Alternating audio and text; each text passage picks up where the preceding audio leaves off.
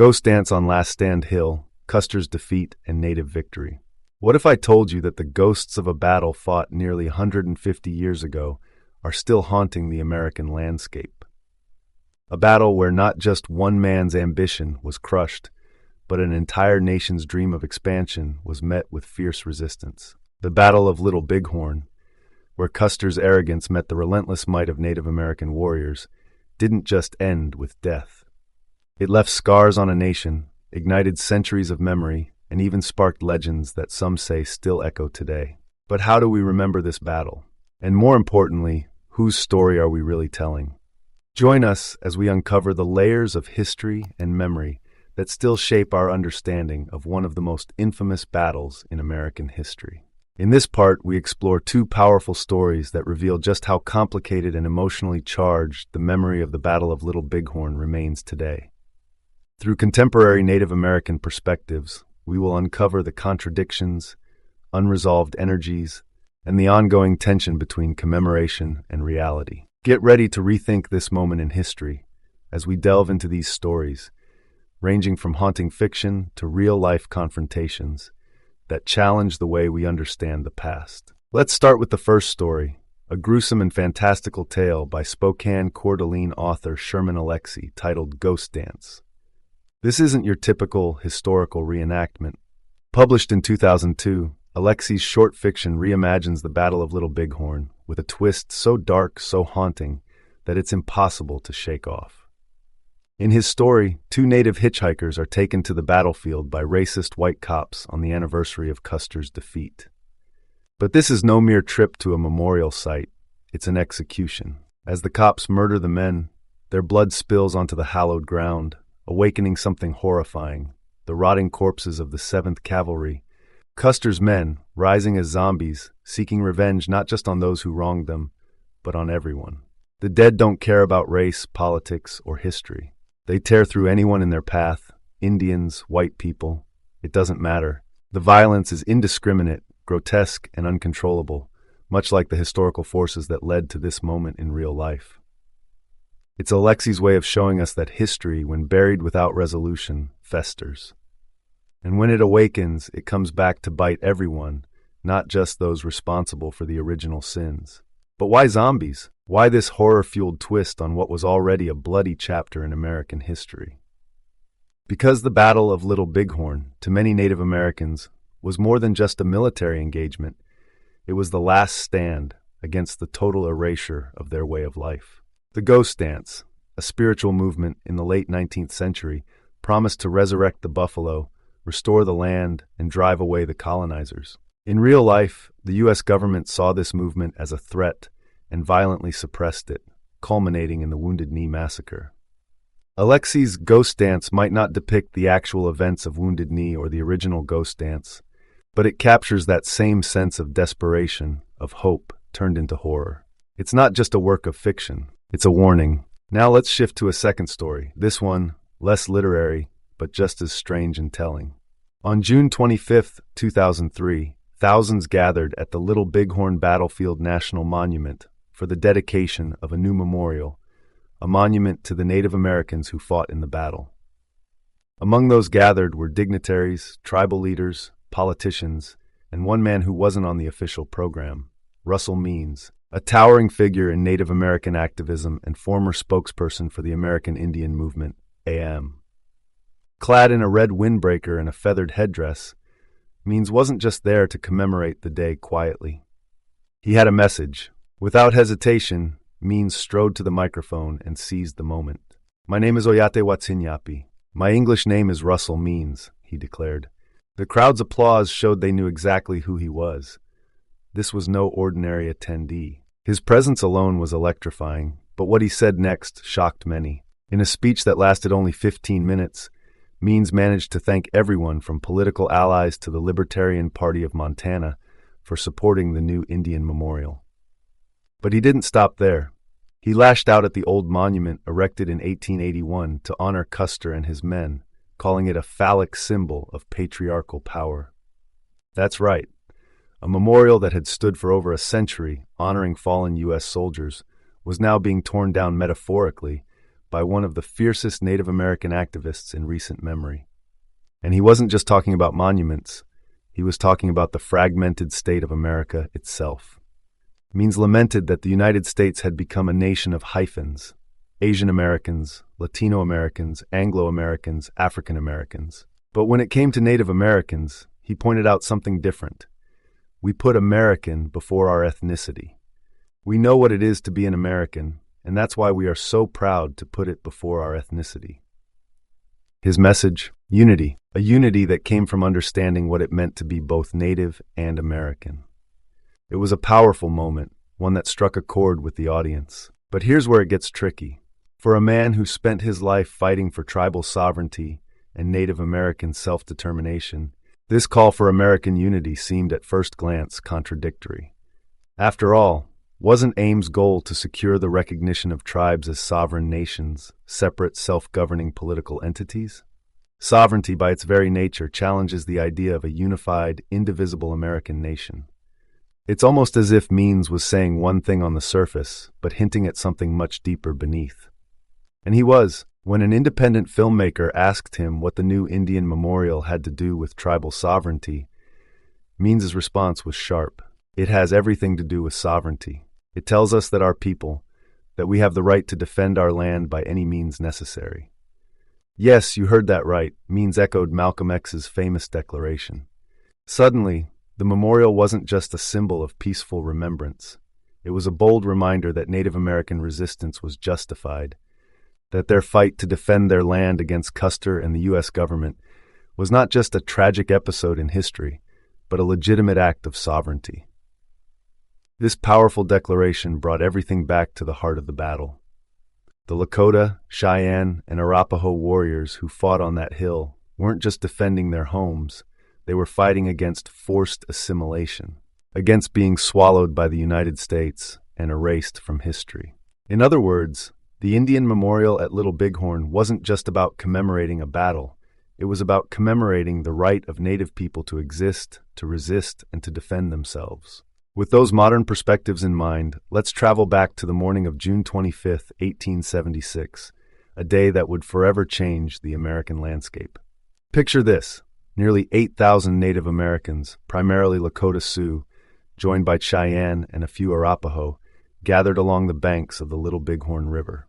Their spirits were high, their resolve even higher. Just 8 days before, they had forced a larger U.S. force into retreat after a decisive victory at the Battle of the Rosebud.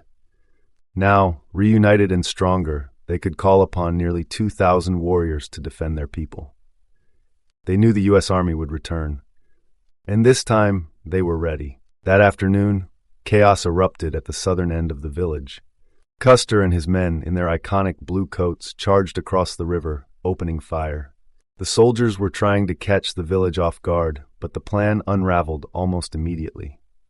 As women, children, and elders fled to safety, the Lakota and Cheyenne warriors mounted a fierce counterattack. Within an hour, Custer's troops were retreating, scrambling for high ground, desperate for a defensive position that would keep them alive. But it wasn't enough. While some of the warriors chased after the retreating soldiers, others noticed a second group of troops attacking from the north, near the Hunkpapa camp. It was here, on the hills and ravines surrounding the Little Bighorn River, that Custer's fate was sealed. By the end of the day, 211 men, including Custer himself, lay dead. The battle was over, but the story was just beginning. Custer's name would go down in history. Some would call him a hero, others a fool. But one thing was clear: the U.S. government's myth of manifest destiny, of inevitable expansion across native lands, had taken a devastating blow. Who was George Armstrong Custer? By the time of the Battle of Little Bighorn, Custer was 36 years old, a lieutenant colonel who still liked to be called general, a rank he had earned during the Civil War. He was ambitious, confident, and determined to secure another victory, one that he hoped would lead to his promotion and perhaps restore the glory he had achieved in earlier battles. But Custer wasn't known for being a tactical genius. His success in battle often came from his audacity, his willingness to take risks. On June 25, 1876, that audacity would be his downfall. Custer led the 7th Cavalry, nearly 650 men, including scouts and civilian employees, into what he believed would be a surprise attack. His biggest fear wasn't being outnumbered, but being outmaneuvered. Plains Indians were known for their mobility, their ability to disperse into smaller groups and avoid capture. Custer feared that if he didn't act quickly, the village would vanish before his eyes, slipping away into the vast expanse of the northern plains. And so he made a bold decision. Instead of waiting for reinforcements or attacking in one united force, he split his troops. One group, under Major Marcus Reno, would charge from the south. The other, led by Custer, would attack from the north. It was a gamble, one that would end in disaster. By the time Custer realized the true size of the village, it was too late. The Lakota and Cheyenne warriors swarmed his forces from all sides, cutting off any chance of retreat. Custer and his men fought desperately, but they were overwhelmed. By the end of the day, the once proud 7th Cavalry lay in ruins. Since that fateful day, historians, scholars, and storytellers have tried to piece together what happened at Little Bighorn. Thousands of pages have been written about Custer's final stand, but perhaps the most poignant summary comes from Iron Hawk, a Hunkpapa Lakota who fought in the battle. He said simply, "These Wasatchis wanted it, and they came to get it, and we gave it to them." This battle and its aftermath continues to resonate in American memory. For Native Americans, it represents a moment of triumph, a day when they stood their ground and defended their land against overwhelming odds. For the United States, it's a sobering reminder that manifest destiny wasn't as inevitable as they once believed. The Battle of Little Bighorn isn't just a chapter in a history book. It's a living, breathing story that still affects how we see the relationship between Native peoples and the U.S. government today. From Alexei's zombies to Russell Means' calls for sovereignty, the ghosts of Little Bighorn are still dancing, still reminding us that the past isn't as distant as we might think. If today's journey into the Battle of Little Bighorn and its lasting impact has sparked your curiosity, be sure to subscribe and hit the notification bell for more captivating stories from history. Stay with us as we continue to explore the moments that still shape our world. After exploring the immediate reactions to Custer's defeat, we turn our attention to how his legacy transformed beyond the battlefield, shaped by the influence of his widow, popular culture, and political forces. The Battle of Little Bighorn may have ended on June 25, 1876, but the story of George Armstrong Custer was just beginning. Over the next several decades, Custer's legacy would be transformed from that of a controversial military leader into a national hero, emblematic of American courage and determination. But this transformation didn't happen on its own. It was carefully shaped by key figures like his widow Elizabeth Bacon Custer, as well as by broader societal forces such as the media, popular entertainment, and national narratives of manifest destiny. Through books, shows, and public art, Custer became more than just a man. He became a symbol of America's westward expansion, and his legacy would be enshrined as part of the mythos of the American frontier. At the center of the effort to reshape Custer's legacy was his widow, Elizabeth Bacon Custer, who became the single most important figure in ensuring that her husband would be remembered as a hero. Devastated by his death, Libby, as she was known, embarked on a lifelong mission to defend her late husband's honor and turn the narrative of his last stand into one of noble sacrifice rather than reckless folly. Libby's work began almost immediately after the battle. Her first book, Boots and Saddles, 1885, was a memoir of her life with Custer on the western frontier, painting a vivid and romantic picture of their experiences together. In it, she portrayed Custer as a devoted husband, an inspiring leader, and a man deeply committed to his duty. This image contrasted sharply with the criticisms that had emerged after his death, particularly those that accused him of arrogance and recklessness. Libby's book was a bestseller, and it struck a chord with an American public eager to embrace the idea of Custer as a martyr to the cause of westward expansion. Libby didn't stop there. Over the next several years, she published 2 more books, Tenting on the Plains and Following the Guidon, each reinforcing the narrative that Custer was a gallant and misunderstood figure. She traveled the country, giving lectures and meeting with military officers, veterans, and politicians, all in an effort to preserve her husband's reputation. Through her relentless work, Libby ensured that the public remembered Custer not as a man who made tactical errors, but as a victim of circumstance, betrayed by others who failed to support him. Libby's influence extended far beyond her own lifetime. By the time of her death in 1933, she had successfully enshrined Custer as an American hero, and her version of events had become the dominant narrative. For decades, schoolchildren learned about Custer's last stand as a moment of heroic defiance, and his image as a brave, self-sacrificing leader became deeply embedded in the national consciousness. While Libby was working to shape her husband's legacy in print, another influential figure was doing so in a more theatrical way: Buffalo Bill Cody. A former scout who had served alongside Custer during the Indian Wars, Buffalo Bill took Custer's story and turned it into one of the centerpieces of his traveling Wild West show, which debuted in 1883. The show featured reenactments of famous frontier battles, sharpshooting exhibitions, and of course, a dramatization of Custer's last stand. In Buffalo Bill's version, Custer was portrayed as the ultimate American hero, brave, unyielding, and willing to fight to the death for his country. The show's depiction of the battle emphasized Custer's courage and leadership, downplaying the fact that he had been outmaneuvered and overwhelmed by native forces. In this retelling, Custer's defeat became less a result of poor strategy and more an inevitable outcome of his decision to stand and fight against overwhelming odds. The Wild West show was a massive success, both in the United States and abroad. It toured for decades, drawing huge crowds wherever it went, including in major cities like New York, Chicago, and London. For many Americans and Europeans, Buffalo Bill's show was their first exposure to the story of Custer's last stand, and the image of Custer as a heroic figure became ingrained in their minds. The spectacle of the show, with its thrilling battles and larger-than-life characters, helped to mythologize Custer's final moments, turning him into a symbol of American valor and resilience.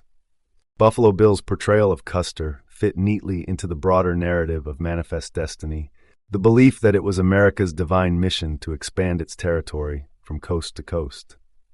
In this context, Custer's death was framed not as a tragedy, but as a necessary sacrifice in the larger struggle to bring civilization to the West. The Wild West show reinforced the idea that the conquest of native lands was both inevitable and justified, and Custer became the embodiment of the spirit of American expansion. Another major force in shaping Custer's legacy came from an unlikely source: Anheuser-Busch, the brewing company. In 1895, Anheuser-Busch commissioned a painting titled Custer's Last Fight by artist Cassilis Adams. The painting depicted Custer in the heat of battle, saber raised high as he fought against a horde of native warriors. The image was dramatic, violent, and heroic, a perfect fit for the popular conception of Custer's last stand. Recognizing the commercial potential of the painting, Anheuser-Busch decided to print and distribute thousands of lithographs of Custer's last fight to saloons and bars across the country. The lithographs quickly became a fixture in public spaces, where they were seen by millions of Americans. The image reinforced the idea of Custer as a heroic figure, fighting valiantly to the end in defense of his men and his country. For many Americans, the lithograph became the definitive representation of Custer's last stand. Its widespread distribution helped to cement the image of Custer as a national hero, and it played a key role in shaping public perceptions of the battle. The painting's romanticized portrayal of Custer's final moments contributed to the growing mythology surrounding him, further distancing the public from the reality of the battle and reinforcing the narrative that his death was a noble sacrifice. The success of Anheuser-Busch's lithographs highlighted the power of commercial interests in shaping historical memory. By turning Custer's last stand into a piece of art that was both patriotic and marketable, Anheuser-Busch helped to ensure that the story of the battle remained in the public consciousness for generations. The lithographs, combined with Buffalo Bill's Wild West show, created a visual and cultural iconography that portrayed Custer as a larger-than-life figure, one whose legacy would endure long after his death. As Custer's image became increasingly mythologized in popular culture, it also found its way into more formal spaces: schools, museums, and public monuments. Throughout the late 19th and early 20th centuries, Custer's last stand was taught to generations of schoolchildren as a moment of great American heroism. Textbooks and classroom lessons often portrayed Custer as a valiant figure who had fought bravely against overwhelming odds. The complexities of the battle, the miscommunication, the strategic errors, and the brutal realities of westward expansion were largely ignored in favor of a simpler, more palatable narrative. In public spaces, statues and monuments dedicated to Custer began to appear, further enshrining his place in American history. The most famous of these is the monument at the Little Bighorn battlefield, which was erected in 1881 to honor Custer and his men. The granite obelisk, inscribed with the names of the soldiers who died alongside Custer, became a site of pilgrimage for those who saw the general as a martyr to the cause of manifest destiny. The image of Custer as a heroic figure was also reinforced by the art world. Painters and sculptors depicted Custer in dramatic poses, often with his sword raised and his face resolute as he faced down his enemies. These depictions, which adorned galleries and public buildings, further solidified the idea of Custer as a symbol of American bravery and sacrifice. As Custer's legacy became more deeply entrenched in American culture, it also became increasingly resistant to criticism. For decades, the image of Custer as a national hero went largely unchallenged. But by the mid-20th century, new voices began to emerge, calling into question the dominant narrative of Custer's last stand. Historians and writers began to re-examine the events of the battle, pointing out the flaws in Custer's leadership and the devastating consequences of U.S. expansion for Native peoples. One of the first major challenges to the heroic image of Custer came in 1936 with the publication of Frederick Vandewater's Glory Hunter, A Life of General Custer. In the book, Vandewater portrayed Custer as a glory-seeking and reckless leader, more interested in personal fame than in the well-being of his men.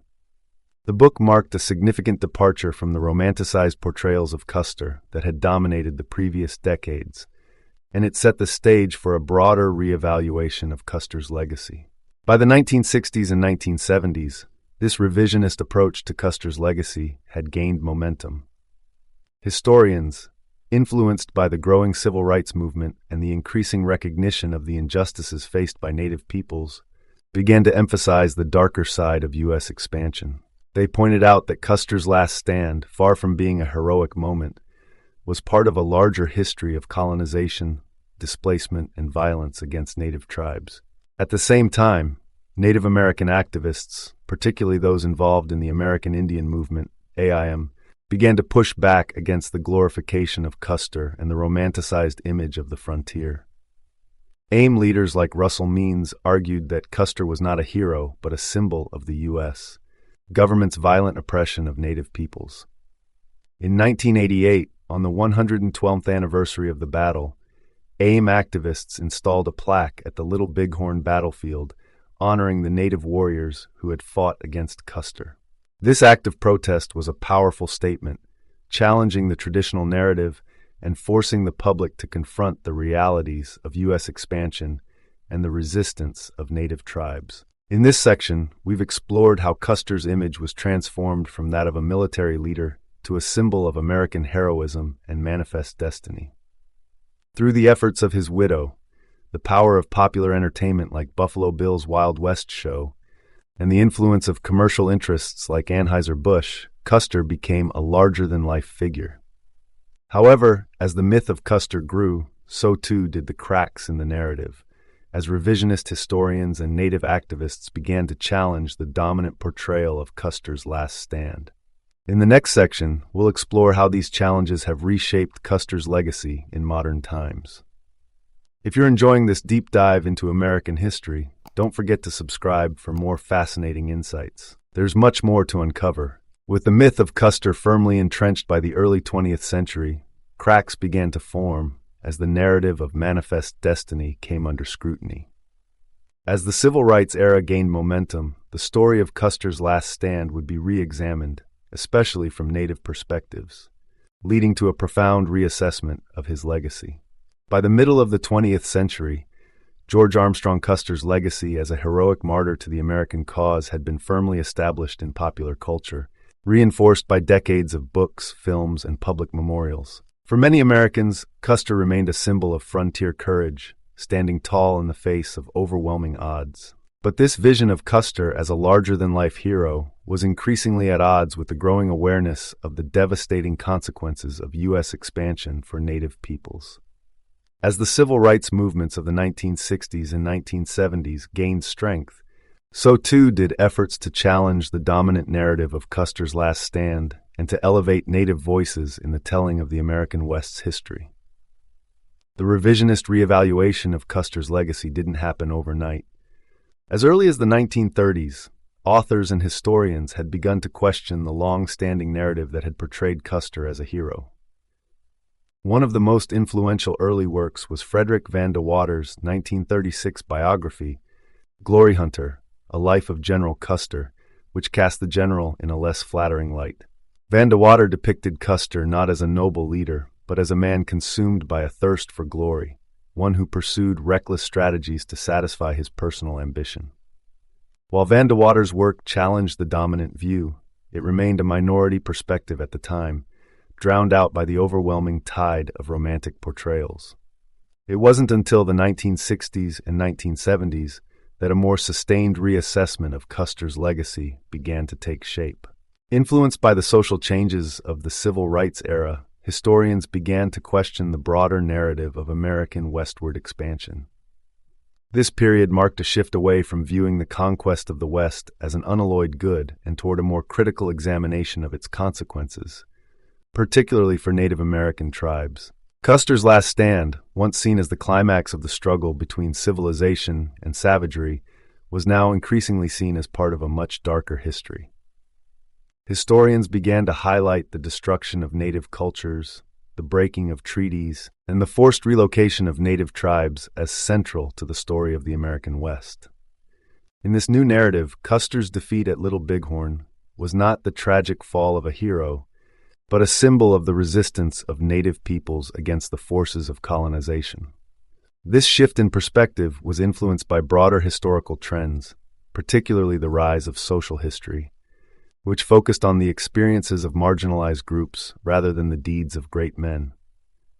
As historians turned their attention to the stories of native peoples, Custer's role in the Indian Wars began to look less like the last stand of a noble soldier, and more like the culmination of a brutal campaign to strip native tribes of their land and autonomy. One of the most significant developments in the reassessment of Custer's legacy has been the rise of Native American voices in the telling of the story.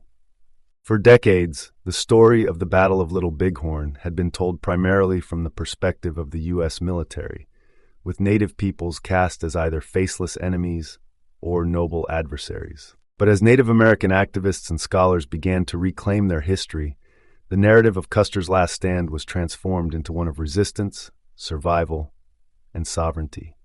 The American Indian Movement, AIM, founded in 1968, played a key role in this shift.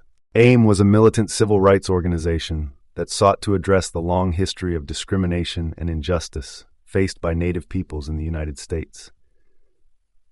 Through protests, legal action, and media campaigns, AIM activists fought for Native sovereignty, the protection of treaty rights, and the recognition of historical injustices. One of their central goals was to challenge the romanticized image of the American frontier, which had long glorified figures like Custer, while erasing the violence inflicted on Native tribes.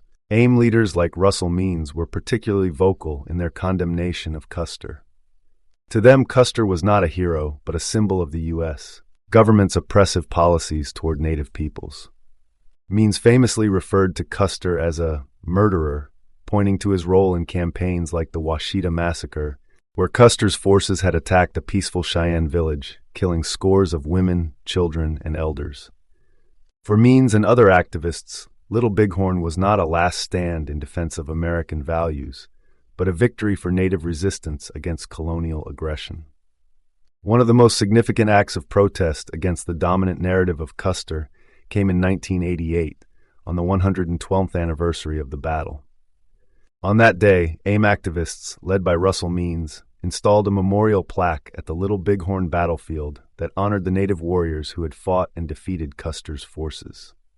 The plaque read, in honor of our Indian patriots who fought and defeated the U.S. cavalry in order to save our women and children from mass murder, in doing so preserving rights to our homelands, treaties, and sovereignty. This act of defiance was a powerful statement that challenged the traditional narrative and forced the public to reckon with the fact that Little Bighorn was not just a battle between soldiers and warriors, it was part of a larger struggle for Native survival. The installation of the AIM plaque marked a turning point in the way the Battle of Little Bighorn was remembered. For the first time, Native voices were being given space in the public memory of the battle, and the story was no longer simply about Custer's heroism. Instead, it was about the Native peoples who had fought to protect their lands, their families, and their way of life. This shift in perspective was reflected not only in the memorial at the battlefield, but also in the broader historical narrative, as scholars and educators began to incorporate Native perspectives into their discussions of the battle. The reassessment of Custer's legacy has not been confined to academia and activism. It has also played out in the world of popular culture, particularly in film and literature. While earlier portrayals of Custer had been overwhelmingly positive, more recent depictions have taken a more critical view of the general and the American conquest of the West. One of the most influential modern portrayals of Custer came in 1970 with the release of Arthur Penn's film Little Big Man, based on the novel by Thomas Berger. In the film, Custer is depicted as a megalomaniac, driven by his own ego and racism to pursue policies that lead to his own destruction. Little Big Man was a radical departure from earlier films that had portrayed Custer as a tragic hero. In Penn's film, Custer is the villain, and the Battle of Little Bighorn is shown as a moment of Native triumph over colonial oppression. The film's release during the height of the Vietnam War only reinforced its message, as many viewers drew parallels between the U.S. government's actions in Southeast Asia and its earlier treatment of Native tribes in the American West. The critical portrayal of Custer in Little Big Man was part of a broader shift in how Hollywood depicted the American frontier. By the 1970s, many filmmakers were beginning to question the traditional narratives of westward expansion, which had long glorified the conquest of native lands.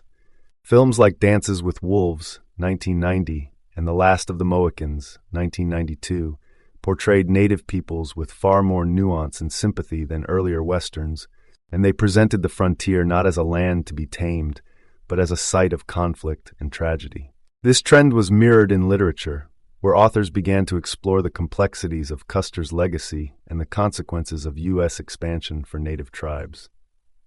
Writers like D. Brown, whose 1970 book Bury My Heart at Wounded Knee told the story of the American West from the perspective of Native peoples, played a key role in reshaping the historical narrative. Brown's work was groundbreaking in its depiction of the Indian Wars as a series of brutal campaigns of conquest, rather than as a heroic struggle for civilization. In this new narrative, Custer's defeat at Little Bighorn was not an isolated event, but part of a larger pattern of violence and dispossession that had been inflicted on Native peoples for generations. As the narrative surrounding Custer and Little Bighorn has evolved, so too has the way the battle is remembered at the site itself. The Little Bighorn battlefield, once known as Custer Battlefield National Monument, has been the focal point of many of these changes. For decades, the site was primarily a place to honor Custer and his men, with the granite obelisk erected in 1881 serving as the main memorial. Visitors came to pay their respects to the fallen soldiers, and the story told at the site was largely one of American heroism. But in recent years, the battlefield has undergone a significant transformation. In 1991, Congress authorized the renaming of the site to Little Bighorn Battlefield National Monument, a move that acknowledged the significance of the Native victory and signaled a shift in the way the battle would be remembered. The renaming was part of a broader effort to incorporate Native perspectives into the history of the site. In the years that followed, new interpretive materials were developed, telling the story of the battle from both sides, and the memorial to the Native warriors who fought at Little Bighorn was expanded. Today, the Little Bighorn battlefield stands as a reminder of both the human cost of the battle and the larger struggles over how it should be remembered. For Native peoples, The battle is a symbol of resistance and survival, a moment when they successfully defended their land and their families from an invading force. For many others, it remains a symbol of the complicated legacy of American expansion, a story of both bravery and tragedy, of both heroism and hubris. As we look back on Custer's legacy today, it is clear that the narrative surrounding his life and death has shifted dramatically over the past century. Once celebrated as a martyr to the cause of American expansion, Custer is now seen by many as a flawed figure, one whose ambition and arrogance led to unnecessary bloodshed. The heroic image crafted by figures like Elizabeth Bacon Custer and Buffalo Bill has been tempered by a deeper understanding of the consequences of U.S. expansion for Native peoples. At the same time, Custer's legacy remains a source of fascination and controversy. For some, he still represents the quintessential American hero, bold, courageous, and willing to fight to the end. For others, he is a reminder of the darker side of American history, a symbol of the violence and injustice inflicted on Native tribes in the name of progress. In this way, Custer's legacy mirrors the broader debates about American identity and the nation's history of expansion and conquest. We've discovered how the legacy of Custer's last stand has been reshaped by modern perspectives, especially those of Native peoples. The narrative of the battle, once centered on Custer as a hero, has transformed into a more intricate story of resistance, survival, and the ongoing struggle for Native sovereignty. Reflecting on Custer's legacy reminds us that history is never static. It is constantly being rewritten, reinterpreted, and reevaluated. For more in-depth explorations of history and its evolving narratives, make sure to subscribe and stay tuned for more. There's always more to uncover. As we've seen in the previous parts, the legacy of the Battle of Little Bighorn has long been a battleground of memory. The story of George Armstrong Custer's final stand and the overwhelming Native victory has evolved over time, shaped by new perspectives that emphasize the experiences of the Native American warriors. But the debate surrounding Little Bighorn didn't stop with historical reassessment. It extended into the realm of physical spaces and monuments, igniting disputes over how to commemorate the event and whose story should take center stage. In this final part, we will explore the struggles over memorializing Little Bighorn, focusing on the conflict between honoring Custer's legacy and recognizing Native resistance. These disputes, which centered around renaming the battlefield and the creation of a memorial for Native warriors, revealed deeper questions about how history is remembered and who gets to define its meaning. This chapter reflects not only the ongoing cultural divide between the descendants of Custer's legacy and Native communities, but also how the act of remembrance is a form of continuing resistance. Memorializing the battle opened up a new chapter in America's grappling with its colonial past, highlighting the complexities of commemorating a defeat and the symbolism it holds for both Native peoples and non-Native Americans. The commemoration of historical events is never just about remembering the past. It is often a reflection of the present, of contemporary values, power structures, and the narratives that those in authority wish to preserve. The Battle of Little Bighorn is a prime example of this. The battlefield, which witnessed one of the most famous defeats in American military history, became a place where two competing visions of history collided. One that elevated George Armstrong Custer as a heroic figure, and another that recognized the Native American warriors who fought for their land and people. For more than a century, the site of the Battle of Little Bighorn was known as the Custer Battlefield National Monument.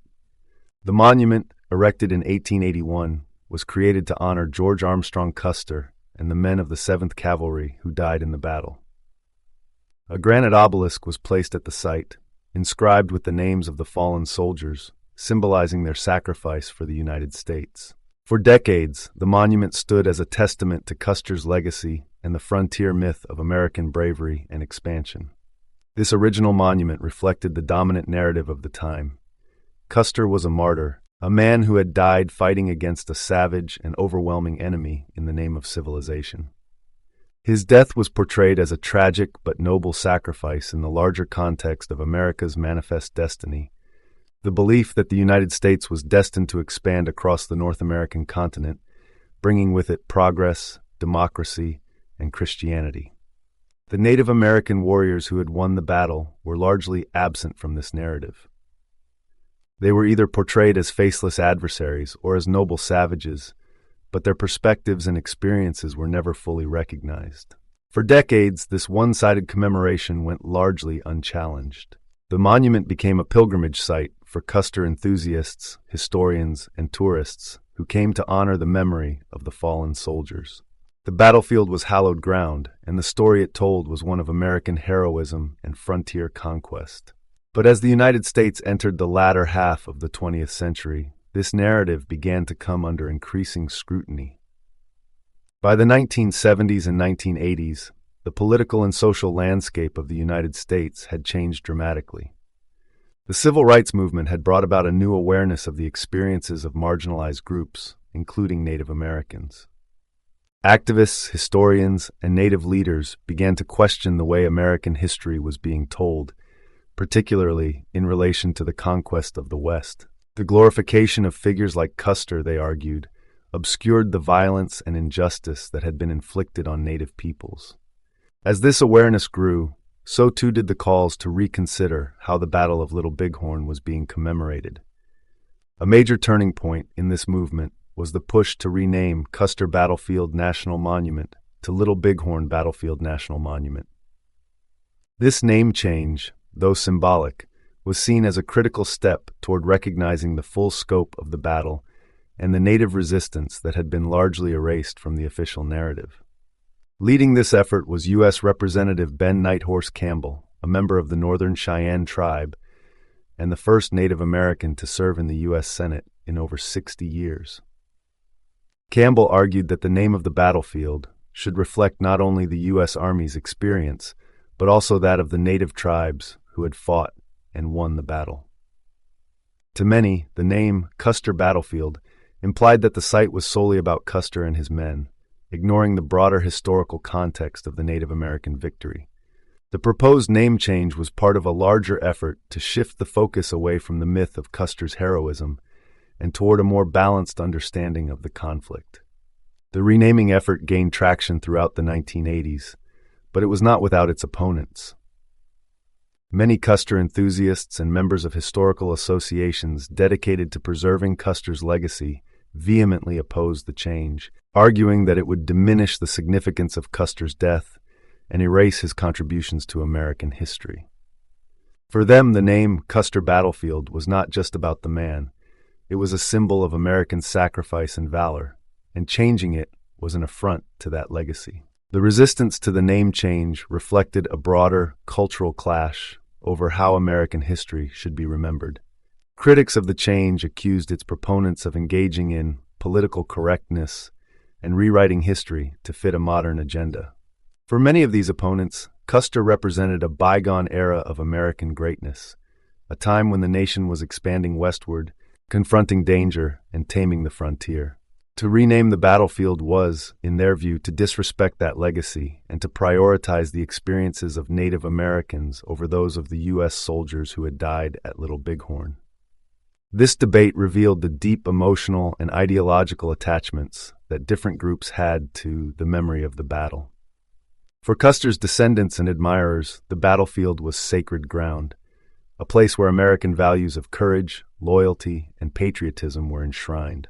For Native American activists and their allies, it was a site of resistance and victory, a place where their ancestors had fought to defend their land and sovereignty.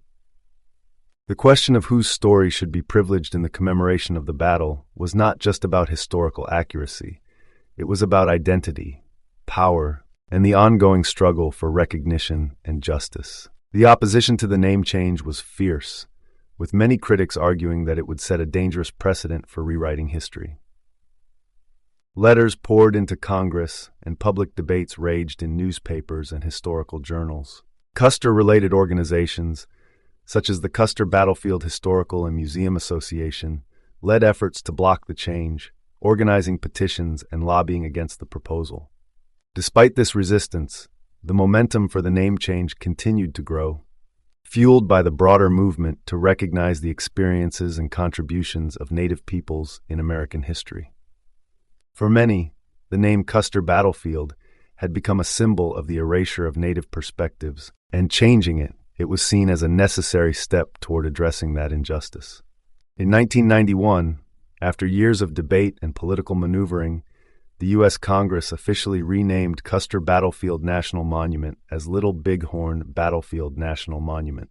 The name change was a watershed moment in the commemoration of the battle, signaling a shift in how the United States approached the memory of its westward expansion. For the first time, the battlefield's name reflected not only the experience of the U.S. soldiers who died there, but also the Native warriors who fought and won the battle.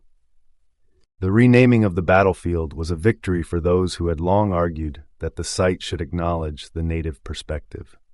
It represented a step toward reconciliation and a recognition of the complex history of the American West. But it was also a reminder that history is not static. It is constantly being contested and reinterpreted by different groups with different interests. The new name, Little Bighorn Battlefield National Monument, was more inclusive, recognizing the battle as a shared historical event, rather than one dominated by a single narrative. The site would no longer be just about Custer. It would be about the broader context of the conflict, the people who fought on both sides, and the historical forces that shaped the American frontier. While the renaming of the battlefield was a significant step toward recognizing Native perspectives, it was not the end of the struggle to properly commemorate the battle. In the years that followed the name change, Native leaders and activists pushed for the creation of a new monument at the site, one that would specifically honor the Native American warriors who had fought and died at Little Bighorn. The idea of an Indian memorial had been discussed for years, but it gained momentum in the early 1990s as part of the broader movement to reframe the narrative of the battle. Native American leaders argued that while the Custer Monument honored the U.S. soldiers who had died in the battle, there was no equivalent recognition of the Native warriors who had played an equally important role in the event. They contended that the battlefield, as a site of shared history, needed to reflect both perspectives.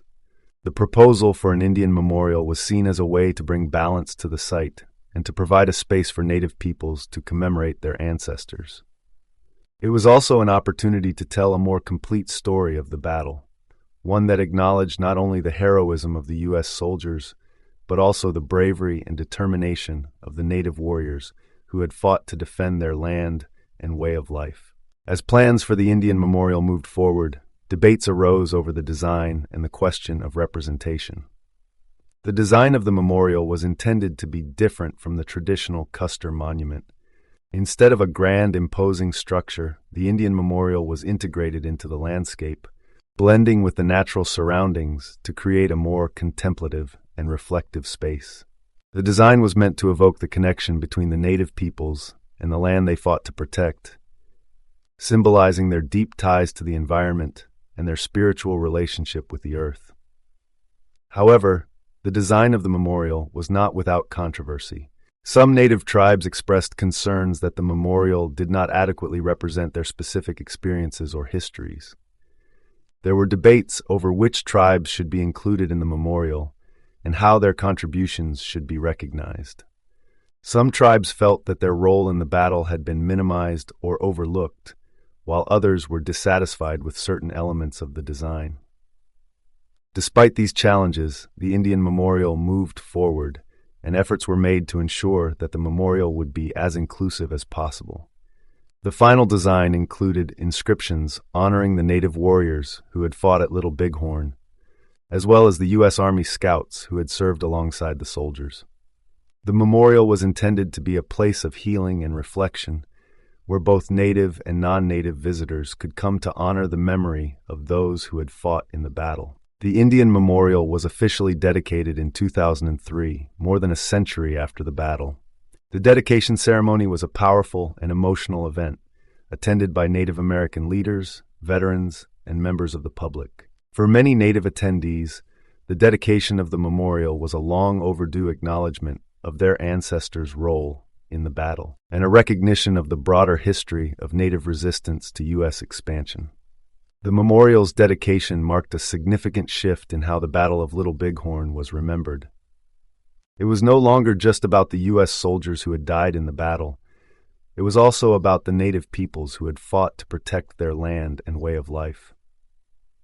The Indian Memorial provided a space for native voices to be heard and for their stories to be told, offering a more inclusive and balanced narrative of the battle. The dedication also reflected the ongoing process of reconciliation between native peoples and the United States. While the Indian Memorial was an important step toward acknowledging the full history of the battle, it also served as a reminder of the deep wounds that remained. The legacy of the Indian Wars and the dispossession of native lands continued to shape U.S.-native relations, and the memorial was a symbol of both the progress that had been made and the work that remained to be done. One of the most poignant aspects of the Indian Memorial's dedication in 2003 was the presence of Native American veterans. For many, the event was not just about commemorating the past, but about honoring their complex relationships with the United States, a nation that had once fought against their ancestors. Native veterans, who had served in conflicts from World War II to the Gulf War, stood side by side with their fellow countrymen, expressing pride in both their tribal heritage and their service to the U.S. military. This dual loyalty, deeply rooted in both tribal identity and commitment to the United States, was a powerful theme during the dedication ceremony. For many Native veterans, serving in the military was both a continuation of their ancestors' warrior traditions and a means of defending their sovereign nations while also fighting for the U.S. Armed Forces.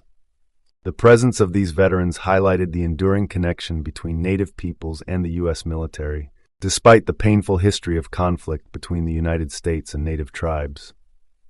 During the dedication, speakers acknowledged the unique position of Native veterans, emphasizing their contributions to both their tribal communities and the nation at large. For many Native veterans, participating in the U.S. military was a way to honor their ancestors' legacy of bravery and defense of their people. At the same time, it was also a way to assert their citizenship and loyalty to a country that had, for much of its history, treated Native peoples as second-class citizens. This dual patriotism was reflected in the design of the Indian Memorial itself, which included inscriptions that honored both the Native warriors who fought at Little Bighorn and the U.S. Army Scouts, many of whom were Native, who served alongside the 7th Cavalry. The memorial thus represented the complex nature of Native participation in U.S. history, a history that includes both resistance and cooperation, both conflict and service. The dual patriotism expressed by Native veterans at the Indian Memorial dedication raises important questions about the nature of Native American identity in the context of U.S. history. For many Native peoples, loyalty to their tribal nations has always been paramount. Their identity is rooted in their land, their culture, and their sovereignty. Yet, over the centuries, Native peoples have also been forced to navigate their relationship with the United States, a nation that has, at various points in history, sought to destroy their cultures, take their land, and deny them their rights.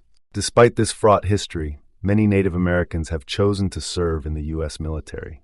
In fact, Native peoples have one of the highest rates of military service of any demographic group in the United States.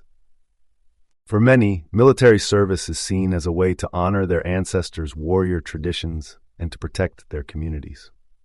It is also seen as a way to assert their citizenship and to claim a stake in the nation that has long marginalized them.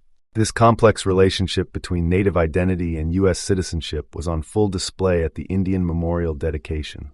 For many Native veterans, the Battle of Little Bighorn was not just a moment of resistance against U.S. forces. It was also a moment of pride, a reminder of their ancestors' bravery in defending their land and their people. At the same time, these veterans expressed pride in their service to the U.S. military, seeing it as a continuation of their ancestors' warrior spirit. The dedication of the Indian Memorial thus became a moment of reconciliation, not only between Native peoples in the United States, but also within Native communities themselves. It was a recognition that Native identity is not defined by resistance alone, but also by resilience, service, and a deep commitment to both tribal sovereignty and U.S. citizenship. The presence of Native veterans at the Indian Memorial dedication also highlights the role of Native patriotism in the broader commemoration of the Battle of Little Bighorn. For many Native peoples, The battle is a symbol of both resistance and survival, a moment when their ancestors stood up against the U.S. military in defense of their land and their way of life. At the same time, it is also a reminder of the ongoing struggle for native sovereignty and recognition in the face of centuries of colonization and oppression. The Indian Memorial, with its emphasis on both native warriors and U.S. Army scouts, reflects this dual narrative.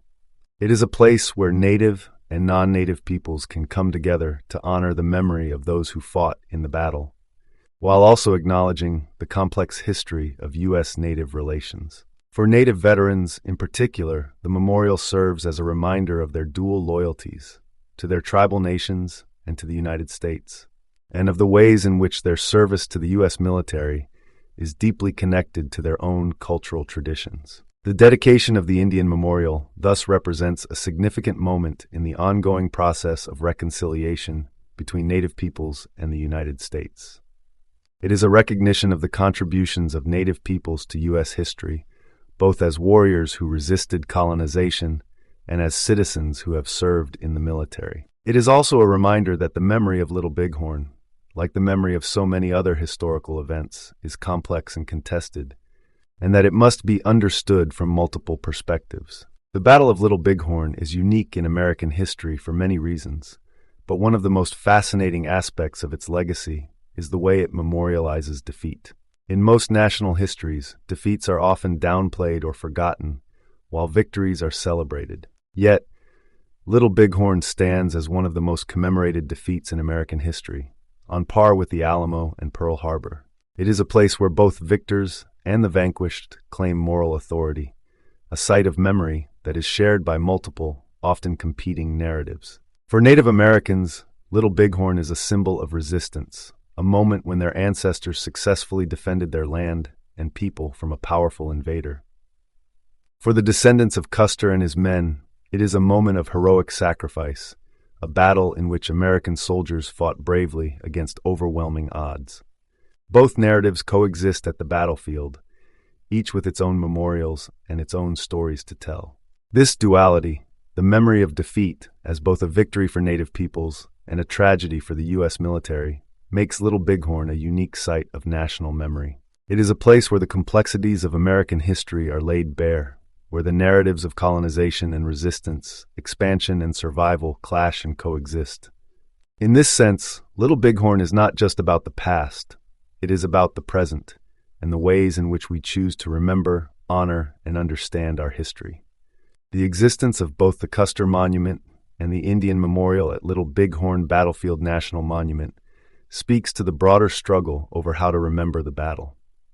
For decades, the battlefield was dominated by the story of Custer and his men, with little attention given to the native warriors who had won the battle.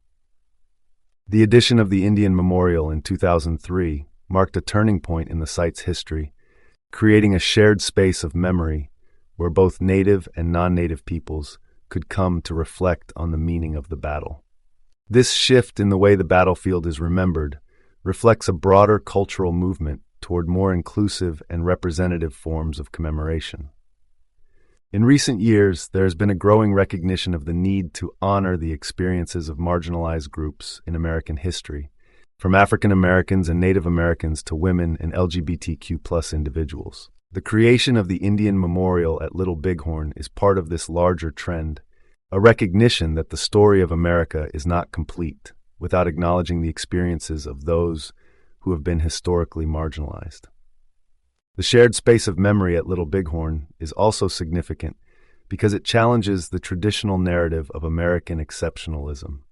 For much of the 20th century, the story of the United States was told as a triumphalist narrative of progress and expansion, with little attention paid to the costs of that expansion for Native peoples and other marginalized groups. The Indian Memorial, by honoring the Native warriors who fought at Little Bighorn, serves as a reminder that the story of American history is not one of unbroken progress. It is a story of conflict, resistance, and survival. While the creation of the Indian Memorial at Little Bighorn is an important step toward acknowledging Native perspectives, it is also a reminder that the struggle for Native sovereignty and recognition is far from over. The memory of Little Bighorn is inextricably linked to the broader history of U.S. Native relations, a history marked by broken treaties, forced removals, and violent suppression. For many Native peoples, the Battle of Little Bighorn is not just a historical event, it is a symbol of their ongoing fight for sovereignty, land, and self-determination. The Indian Memorial, with its emphasis on both the Native victory at Little Bighorn and the broader context of Native resistance to U.S. expansion, serves as a reminder that the struggle for justice and recognition continues. While the creation of the memorial is a step toward healing and reconciliation, it is also a call to action, a reminder that the fight for Native rights and sovereignty is ongoing. In this sense, the Indian Memorial is not just a monument to the past. It is a living testament to the resilience of Native peoples and their determination to protect their land, culture, and sovereignty. It is a space where the memory of resistance is honored, but also where the future of that resistance is envisioned. For Native activists and leaders, the memorial is a symbol of both the progress that has been made and the work that remains to be done. The Battle of Little Bighorn has long been a contested chapter in American history, its memory shaped by shifting cultural, political, and historical forces. Over time, the story has evolved from Custer's tragic last stand to a more nuanced narrative that includes both the U.S. soldiers who died and the Native American warriors who fought to protect their land and people. This evolution has been marked by struggles over how the battle is commemorated, a reflection of the broader tensions between the dominant narrative of American expansion and the rising recognition of Native resistance. For decades, the battlefield's commemoration focused on Custer's heroism, with the granite obelisk honoring him and his men, standing as a symbol of manifest destiny. His defeat was framed as a noble failure in the face of overwhelming odds, while the Native American victory was largely ignored or simplified. But history, as we know, is not static. It is constantly being rewritten and reinterpreted, especially as marginalized voices demand to be heard. The civil rights movements of the 20th century, particularly the rise of Native American activism, challenged the dominant narrative surrounding Little Bighorn, forcing the nation to confront its darker colonial past. The renaming of Custer Battlefield to Little Bighorn Battlefield National Monument in 1991 was a symbolic victory in this ongoing struggle for historical recognition.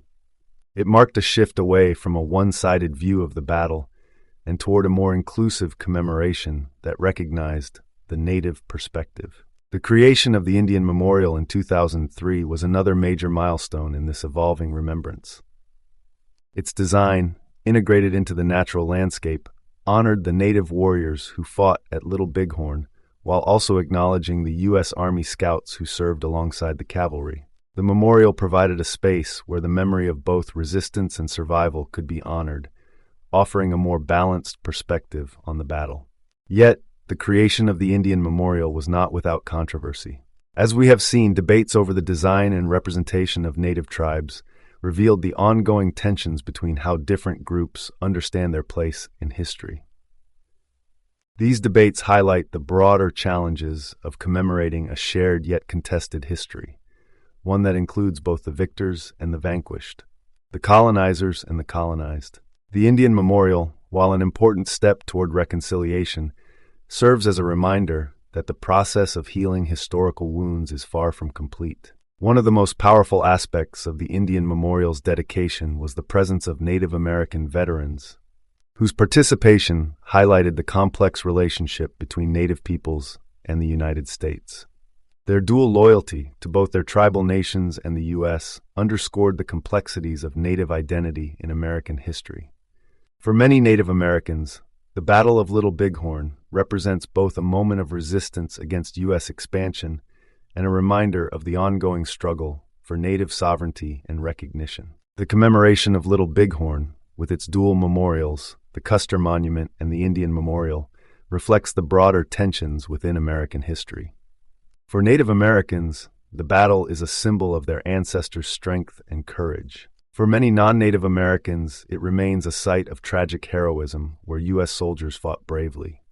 Both perspectives coexist at Little Bighorn, offering a powerful reminder of the complexities of historical memory. In many ways, the story of Little Bighorn mirrors the larger story of U.S. Native relations, a story of conflict, resistance, survival, and ongoing struggles for recognition. The battlefield has become a space where conversations about justice, sovereignty, and historical acknowledgement continue to unfold. The renaming of the site and the creation of the Indian Memorial represent significant steps toward addressing the historical erasure of Native voices. Yet they also serve as reminders that the fight for Native rights and sovereignty is far from over. As we reflect on the legacy of Little Bighorn, we are reminded that history is not just about the past. It is about how we choose to remember it in the present. The evolution of Little Bighorn's commemoration, from a site dedicated solely to Custer's heroism to one that also honors Native resistance, shows how memory can be a powerful tool for healing and for contestation. It is a reminder that the stories we tell about our past shape our understanding of who we are today, and that the act of remembrance is itself a form of resistance. In conclusion, the Battle of Little Bighorn remains one of the most complex and contested events in American history. Its legacy, shaped by both Custer's myth and the resurgence of Native voices, continues to evolve. As we look to the future, the challenge will be to ensure that the memory of Little Bighorn reflects the full scope of its significance, not just as a moment of defeat, but as a symbol of the ongoing struggle for justice, recognition, and sovereignty for Native peoples. For more compelling insights into the complexities of history and its lasting impact, make sure to subscribe and follow us as we continue to explore the stories that shape our world.